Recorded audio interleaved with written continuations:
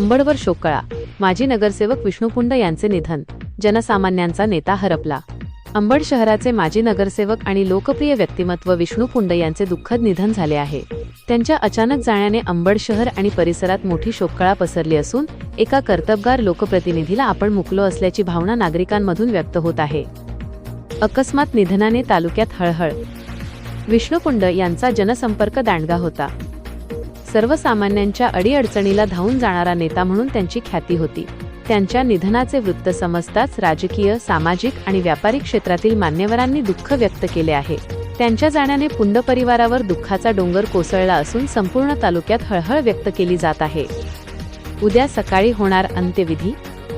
विष्णू पुंड यांच्या पार्थिवावर उद्या गुरुवार दिनांक 7 मे 2026 रोजी अंत्यसंस्कार करण्यात येणार आहेत. त्यांच्या नातेवाईकांनी दिलेल्या माहितीनुसार अंत्यविधीचा तपशील खालीलप्रमाणे आहे. दिवस व तारीख गुरुवार 7 मे 2026. वेळ सकाळी ठीक 9 वाजता. ठिकाण मळ्यात, पुंडवस्ती, अंबड.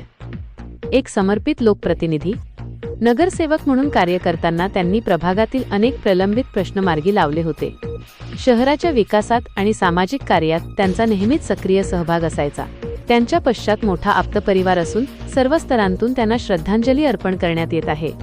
विष्णू पुंड यांच्या रूपाने अंबडने एक संयमी आणि कार्यतत्पर नेतृत्व गमावले आहे. भावपूर्ण श्रद्धांजली.